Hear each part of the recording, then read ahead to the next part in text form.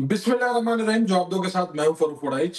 आज के शो में हम बात करेंगे कि आईनी तरामीम के बाद खास तौर पे आईनी अदालत का जो क़याम है, इससे पाकिस्तान में जो अदालती ढांचा है वो किस शक्ल में जाएगा, क्या होगा। और आईनी तरामीम जो है, इस पे हुकूमत का मौक़िफ़ है कि हमने सियासी इस्तेहकाम के लिए किया। ये बात मौक़िफ़ किस हद तक दुरुस्त है, कितना गलत है, इस पे भी बात करेंगे। 27वीं आईनी तरमीम आने के बाद, मंजूर होने के बाद, फिर जजेस के इस्तीफे आए और हुकूमत कहती है कि हमने अब ये दरवाजा बंद कर दिया है, अब कोई शब खून नहीं मारेगा जमहूरियत पे। और दूसरी तरफ कहा जा रहा है, अपोजिशन कहती है कि ये अदलिया को, पाकिस्तान में आज़ादी को ख़त्म करने की एक साजिश है जो ये हुई। तो इसी में बात करेंगे। हमारे साथ हरीम आदिल शेख साहब मौजूद हैं, पाकिस्तान तहरीक इंसाफ के सीनियर रहनुमा हैं। हमारे साथ शो में मौजूद होंगे जनाब निहाल हाशमी साहब, सीनियर रहनुमा पाकिस्तान मुस्लिम लीग नून। मैं आगाज करूंगा शेख साहब आपसे। ये जो आईनी तरमीम है, हुकूमत तो इसका क्रेडिट दे रही है कि हमने ये ठीक कर दिया, ये जमहूरियत को भी एक सपोर्ट मिलेगी इससे। और अब कोई आप लोगों के लिए भी खुशी की खबर है, आप भी पॉलिटिकल पार्टी हैं। ये तो होता रहा है माजी में कि जो जजेस हैं वो एक दिन उठा के घर भेज देते थे और लोगों को, मुख्तलिफ लोगों को। तो आप इस आईनी तरमीम को किस तरह से देख रहे हैं, क्या ये जरा बताइएगा। बड़ा साहब, बहुत बहुत शुक्रिया। सबसे पहले तो मैं इसको, जो आप जिसको आईनी तरमीम कह रहे हैं, मैं इसको गैर आईनी तरमीम कहता हूँ। मैं इसको गैर आईनी तरमीम समझता हूँ। और दूसरी बात आपने अपने इंट्रो में कही कि अब तो अपोजिशन कह रही है कि जी जमहूरियत पे कोई शब-खून नहीं मार सकता। बिल्कुल, ये इन्होंने बिल्कुल ठीक बात की है, चूँकि जमहूरियत दफन हो गई, जमहूरियत है ही नहीं। जब कोई दफन हो गई, तदफीन हो गई, आइन की तदफीन हो गई, जमहूरियत की तदफीन हो गई, तो फिर किसने शब-खून मारना, किस पे शब-खून मारना। बात यह है कि सबसे पहले तो मैं कहना चाहूँगा कि जिन्होंने जिन्होंने ये तरमीम, गैर आईनी तरमीम जो मंजूर की है, उनका खुद मैंडेट ही ठीक नहीं है।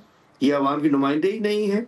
ये अवाम को, इनका इख्तियार किसने दे दिया? ये 17 सीटों वाले डाका डाल के जो हुकूमत में बैठे हैं, इनको किसने इख्तियार दे दिया? अवाम का इख्तियार होता है। बिल्कुल आईन में तरामीम हो सकती हैं, लेकिन वो मैंडेट वाले कर सकते हैं जो अवाम का मैंडेट हो। सबको पता है कि 17 सीटों वाले हैं, सबको पता है कि जाली मैंडेट है। उसके बाद आगे पहले 26वीं तरमीम लेके आप 27वीं ले आए। देखिए, अदलिया को लिया गया है और जिस अंदाज से अदलिया के साथ जो उन्होंने किया, ठीक है जी, इंसाफ तो मिल नहीं रहा ना। क्या कुछ हो रहा है, किस किस अंदाज से ये है कि एक हाई कोर्ट के चीफ जस्टिस हो या जजेस हो, इतनी भी उनके औकात नहीं है कि वो इमरान खान साहब से किसी की मुलाकात को अपने ऑर्डर पे इम्प्लीमेंट करा सकें। बाकी तो छोड़ दीजिए ना, किसी को अपील सुनना, किसी को इंसाफ देना, किसी को रिहा करना, किसी को बंद करना, भूल जाइए। इतनी सी, जो कि एक मैं समझ सकता हूँ कि जुडिशियल मजिस्ट्रेट की पावर्स हुआ करती थी। अगर कोई कहता था कि जी मैंने जाके जेल में मिलना है, मैंने ये करना है, तो जुडिशियल मजिस्ट्रेट, सीनियर सिविल जज की पावर्स होती थी कि वो कहते थे हाँ जी ठीक है, उस पर इम्प्लीमेंट हुआ करता था। अब हाई कोर्ट के चीफ जस्टिस साहब, और वो भी इतनी, इस हद तक उनकी हैसियत नहीं रही है कि अपने ऑर्डर्स पे इम्प्लीमेंट करा सकें। और इसके बाद जो इन्होंने किया है, जो अपनी जिस अंदाज से कि अपने पिक एंड चूज। हाशमी साहब, ये जो शेख साहब ने बात की है, उन्होंने कहा है कि शायद मजबूरी में आप ना कर पाए, लेकिन दिल पे हाथ रख के सच बोल दें कि आईनी तरामीम के बाद कमजोर हुई है जमहूरियत भी, और अदलिया को अपने लिए इस्तेमाल करने के लिए हुकूमत ने ये सारी तरामीम की हैं। जरा अपने दिल पे हाथ रख के हाशमी साहब, आप तो खुलम बुला बात करते हैं, जो भी करते हैं। बिस्मिल्लाहिर्रहमानिर्रहीम। फ़ारूक, मैं ये समझता हूँ भाई कि कोई भी कानून बना दें, कुछ भी बात कर दें, कोई किसी को, ख़ास करके जो जजेस हैं, उस पर मुसल्लत नहीं कर सकता अपना फ़ैसला। तो अगर जज खुद ही अपने फ़ैसले से लोगों को मुतासिर ना करें और आइन और कानून से बालातर हो करके वो अपनी मर्ज़ी का काम करे, कोई भी जज जो है वो पाबंद होता है आइन और कानून के मुताबिक। अपनी तशरीह करने का, गुड टू सी यू कहने का वो पाबंद नहीं होता है। इसी तरह कहीं पर नहीं लिखा है कि कोई मॉनिटरिंग जजेस लगाए जा सकते हों। कहीं पर यह नहीं होता है कि जज ये कहे कि मैं वो फैसला दूंगा जो सदियों याद रखी जाएगी। तो जजेस ने, और फिर मेरे भाई ने कहा कि निहाल भाई खुद मुतासिर हुए, बड़ा अच्छा टाइम नहीं था।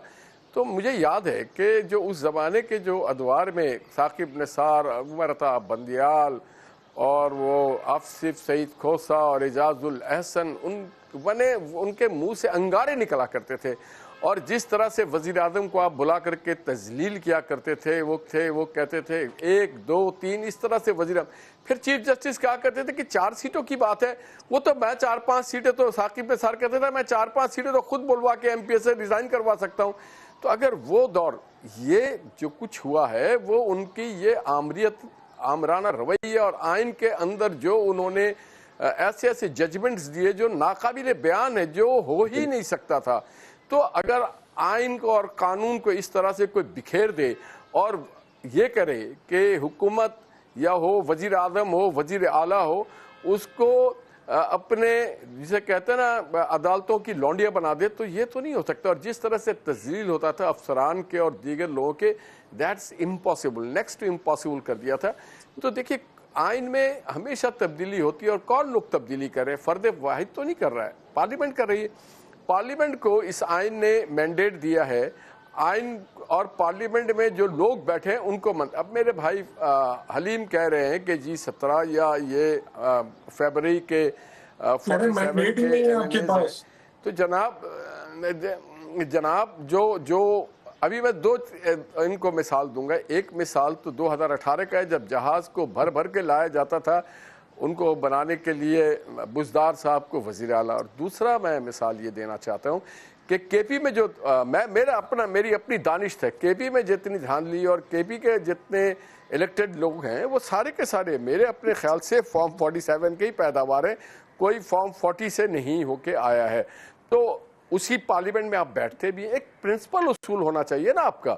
آپ پرنسپل اصول ہو کہ جی میں اس پارلیمنٹ پہ نہیں بیٹھوں گا، مگر آپ اس پارلیمنٹس میں بیٹھ رہے ہیں، پرکس اینڈ پریویلیجز لے رہے ہیں، الاؤنسز لے رہے ہیں، تنخواہیں لے رہے ہیں، لیڈر آف دا اپوزیشن ہے، ہر کمیٹیز میں آپ شامل ہیں. آپ 26 امینڈمنٹ میں بھی شامل تھے جس میں آپ کو ڈرافٹ دیا گیا، آپ نے ڈرافٹ دیکھا، آپ نے اوکے کیا. اب جہاں تک ہے عدالت میں ایک آئینی بینچ یا آئینی ادارہ، تو وہ تو ہونا چاہیے، کیونکہ زیادہ تر وقت یہ لوگ آئینی میٹر پہ بیٹھ کر کے اپنے اختیارات کو مس یوز کرتے تھے، اور مس یوز کر کے اپنے وکٹمز بناتے تھے دوسروں کو، اور وہ کہتے تھے بھائی واٹ از لا. آپ اگر اس دور کو اٹھا کر کے دیکھ لیں تو آپ کو ایسا لگتا تھا کہ پاکستان میں صرف ایک ہی ادارہ چلتا ہے، وہ ہے جوڈیشل ادارہ. تو اب میرے خیال سے ان کو سمجھنا چاہیے کہ جو جی مجھے تو عدالت سے ہی گرفتار کر لیا گیا تھا، اور جس طرح سے آپ کاش وہ کمرے میں ہوتے، جس طرح سے انہوں نے فرعونیت اور جو باتیں کی تھی وہ ناقابل بیان ہے. میں اب گڑے مردے نہیں اکھاڑنا چاہتا ہوں، میرے ساتھ نہیں کیا تھا. حنیف عباسی کو بھی عدالت سے ہی گرفتار کر لیا تھا، اور جس طرح سے ایک سیٹنگ وزیر اعظم کے ساتھ انہوں نے رویہ کیا تھا اور مانیٹرنگ ٹیم بنائی تھی، تو وہ سب تاریخ کا حصہ ہے. جس طرح ان کے بیٹے کو لے جا کے اس کی تذلیل کی گئی، جس طرح سے کہا مانیٹرنگ ٹیم بنا رہے ہیں، جس طرح سے انہوں نے واٹس ایپ گروپ بنا کر کے اپنے مرضی کا انویسٹیگیشن آفیسر لگا رہے تھے، جس طرح سے وہ ججمنٹس کو اپنے پاس لانے سے پہلے اس کی بلا کر کے ٹرائل کورٹ کے ججز کو دھمکیاں دیتے تھے فوری طور پہ یہ کرو، ہم یہ دیکھنا چاہتے ہیں، ہم اس کو جیل کے باہر دیکھنا چاہتے ہیں، ہم وہ فیصلہ دیں گے. آصف سعید کھوسہ نے کہا کہ ہم وہ فیصلہ دیں گے کہ تاریخ صدیوں یاد رکھے گی. تو بھائی آپ اچھا فیصلہ دیں گے تو صدیوں نہیں ہمیشہ تک لوگ یاد رکھیں گے، مگر اگر آپ اپنا پرسنل ونڈیٹا کریں، آپ آئین سے بالاتر ہو کے بات کریں گے، تو پھر تو جو آئین سازی کرتے ہیں ان کو تو اختیار ہے نا. کوئی فرد واحد نے تو آئین نہیں بنایا، ہر پارٹی وہاں بیٹھی ہوئی ہے، مختلف رائے ہے، مختلف سوچ کی پارٹی ہے، مختلف مینیفیسٹو کی پارٹی ہے، مگر وہ اس بات پہ متفق ہیں سارے کہ یہ اپنے اختیارات سے بہت زیادہ تجاویز کر گئے تھے. تجاوز ہی نہیں کیا، آئین کی وائلیشن کی تھی، کانسٹیٹیوشنل وائلیشن کہتے ہیں اس کو. پارلیمنٹ سب سے مقدس ادارہ ہے، آپ کے لوگوں نے انہیں ووٹ دے کے بھیجا ہے، اس میں اپوزیشن کے بھی ہے، ٹریجری کے بھی ہیں، تو آپ اس کے تشریح کرنے کے لیے آپ کو بیٹھایا گیا، آپ کو آئین کی بدلنے کے لیے نہیں بیٹھایا گیا وہاں پہ. ٹھیک ہے شیخ صاحب، یہ جو بات ہے کہ آپ نے کہا نا کہ ان کے پاس تو مینڈیٹ ہی نہیں ہے، وہ کہتے ہیں 2018 میں آپ کے پاس، مطلب یہ تو الزامات ہیں ہمارے اوپر. اور ایک بات یہ کہ ججز کے بھی استعفے آئے، یعنی سپریم کورٹ سے اہم ترین ججز نے، سینئر ججز نے استعفے دیے، لاہور ہائی کورٹ سے استعفیٰ ہے. یہ جو آئینی ترامیم ہے یہ پارلیمنٹ کا استحقاق ہے؟ اگر استحقاق ہے تو پھر یہ استعفے کیا کوئی منصوبہ بندی ہے یا آپ کہہ رہے ہیں ریئیکشن ہے جس کی وجہ سے ججز اور لوگوں میں پایا جاتا ہے، جس کی وجہ سے استعفے آ رہے ہیں، آوازیں اٹھ رہی ہیں؟ वड़ाई साहब, एक तो मैं उम्मीद रखूंगा कि आप भी ना जैसे आजकल हम कहते हैं ना कि 27वीं तरमीम के और 26वीं तरमीम के जजेस जो हैं अपने हिसाब से फैसले करते हैं, आप मुझे बराबर का टाइम दे देंगे। आप 27वीं तरमीम के एंकर नहीं बनेंगे। निहाल नहीं भाई ठीक इतना है, टाइम मुझे आप बिल्कुल जरूर देंगे। हमारा भी क्योंकि फॉर्म निहाल भाई ने 45 चेक कर रहे हैं। बिल्कुल सही है।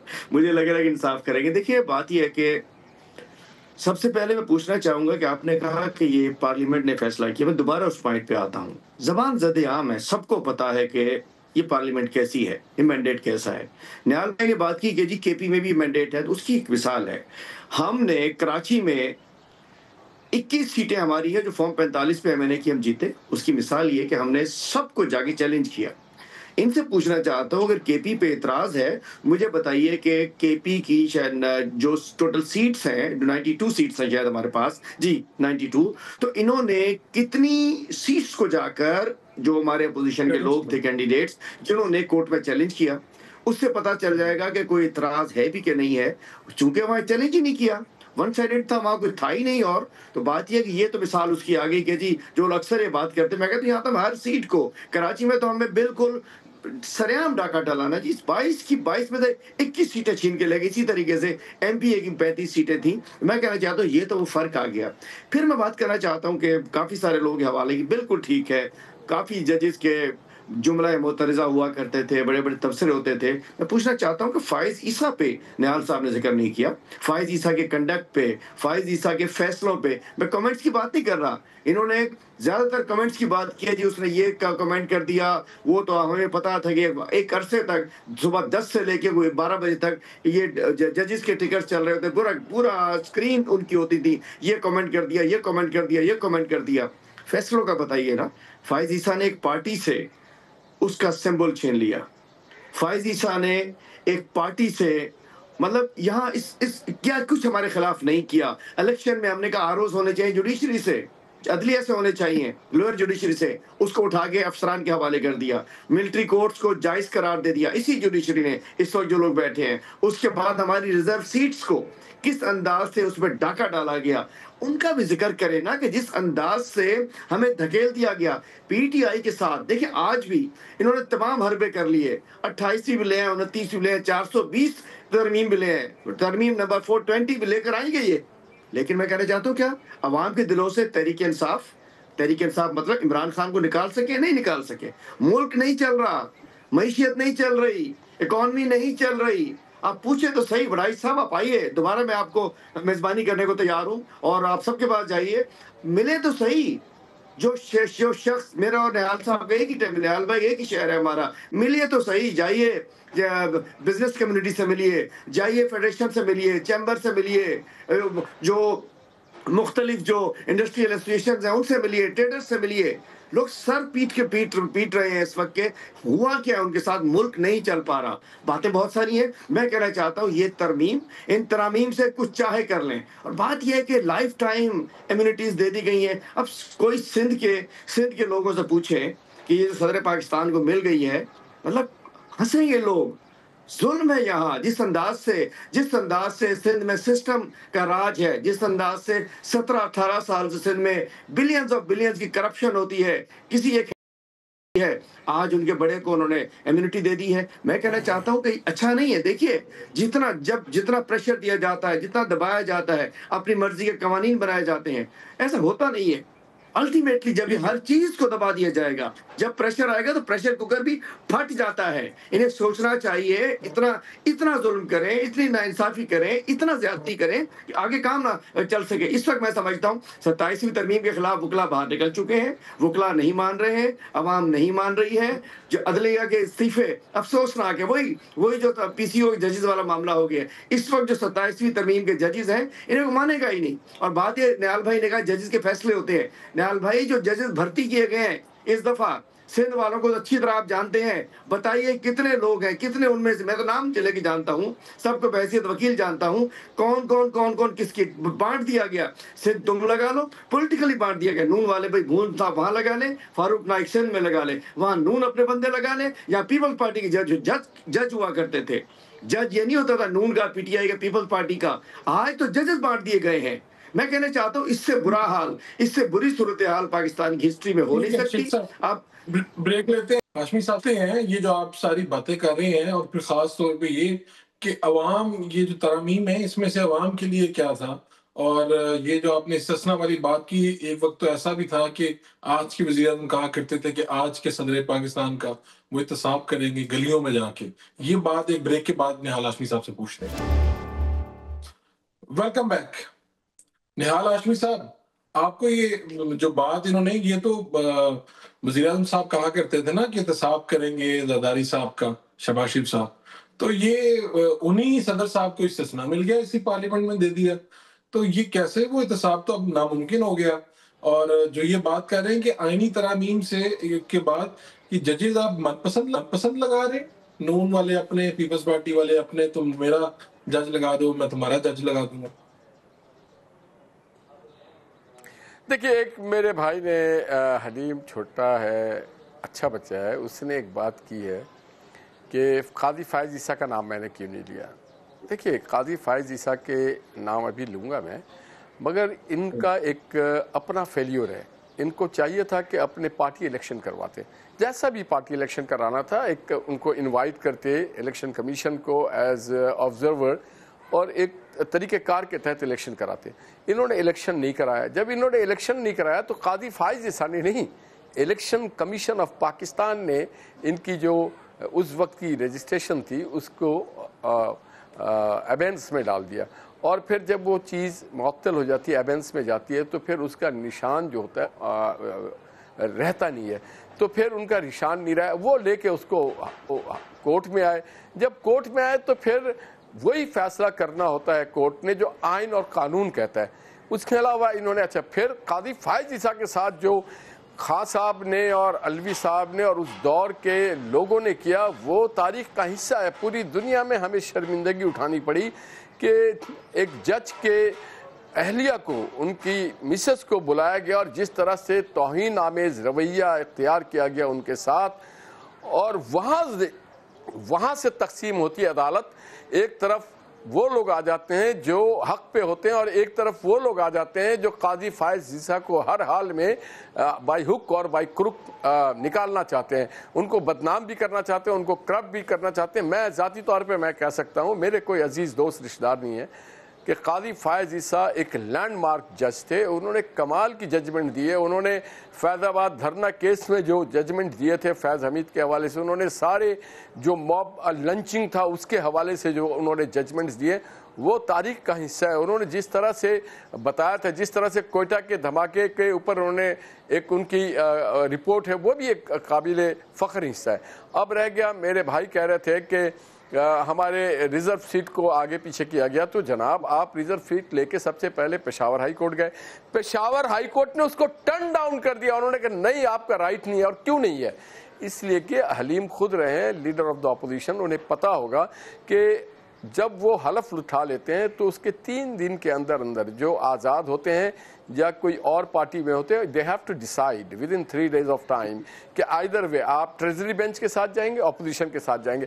اب انہوں نے حلف اٹھا لیا، اور انہوں نے سب نے کہا، حلف اٹھا لیا کہ ہم جی اہل سنت کے ساتھ ہیں، ہم صاحبزادہ حامد خان صاحب کے پارٹی کے ساتھ ہیں. اب ایک آدمی سے آپ اللہ کو حاضر اور ناظر جان کے حلف اٹھواتے ہیں کہ ہم اس کے ممبر ہیں.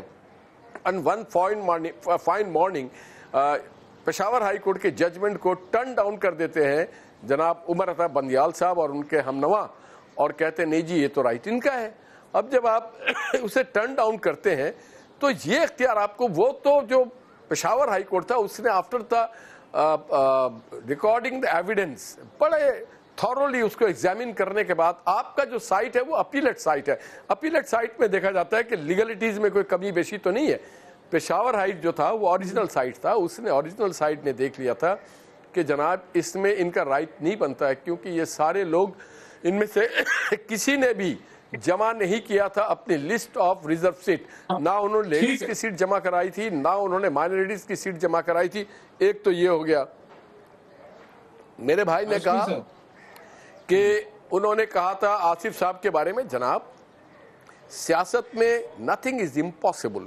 آج اگر آصف صاحب ہماری ساتھ مل کر کے وہ پاکستان کو ترقی اور پاکستان کے جمہوری اقدار کو مضبوط کرنے کے لیے اور پارلیمانی روایت کو مضبوط کرنے کے لیے ایک قدم بڑھاتے ہیں تو ہم کیا قدم پیچھے ہٹا لیں؟ اور یہ فرد واحد کا فیصلہ نہیں تھا، یہ شہباز صاحب کا فیصلہ نہیں، یہ فیصلہ پارلیمنٹ کا ہے، یہ فیصلہ پاکستان کی ترقی کے لیے استثنا کیوں ضروری ہے؟ جی میں ایک سوال ایڈ کر دوں نہال بھائی سے، ایک چھوٹا سا سوال.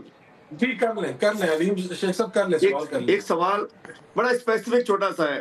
مجھے نہال بھائی نے کہا کہ پاکستان کی ترقی کے لیے اگر ہاتھ بڑھانا چاہیے تو میں پوچھنا چاہتا ہوں پاکستان کو جو شہر پالتا ہے، جو پاکستان کے 65% ریونیو جنریٹ کرتا ہے، نہال بھائی ذرا روشنی ڈالتے ہیں کہ آصف زرداری نے شہر کی ترقی کے لیے کیا کردار ادا کر دیا. آپ بھی کراچی آئٹ ہیں، میں بھی کراچی آئٹ ہوں. بتائیے کہ جس شہریوں کے ساتھ پیپلز پارٹی نے کیا کر دیا جو آپ ان کو کہہ رہے ہیں کہ جی انہوں نے ملک کی ترقی کے لیے رول پلے کیا. کراچی کی ترقی میں اگر کسی نے رول پلے نہیں کیا تو اس نے ملک کی ترقی میں رول پلے نہیں کیا. کراچی کی ترقی میں رول پلے نہیں کیا تو سندھ کی ترقی میں رول پلے نہیں کیا. اس کراچی کے ساتھ جو انہوں نے سونا کے انڈا دینی مرغی سمجھ کے کراچی کو 17 سال سے لوٹا ہے پیپلز پارٹی نے، اور اس کے صدر آصف زرداری صاحب ہیں. تو مجھے بتائیے کون سی ترقی دے دی جو نہال بھائی کرنا چاہ رہے ہیں؟ مجھے اس کا جواب دے دیں، ایز اے کراچی ایٹ جواب دے. پیپلز پارٹی نے کراچی کے ساتھ کیا کیا ہے اس کا مجھے آپ بتائیے. آپ نون لیگ کس پوائنٹ کے اوپر آپ ایز اے کراچی ایٹ آپ بتائیے، آپ جائز بات کر رہے ہیں؟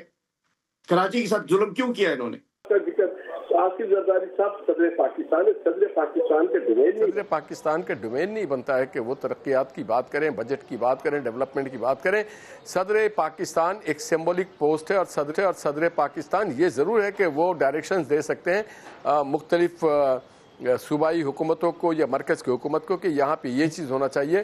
اور دیکھیے جو مرکزی حکومت ہے وہ NFC میں ان کو پورا حصہ دیتے. تو میں یہ سمجھتا ہوں کہ آج کے آصف علی زرداری صاحب سے ہم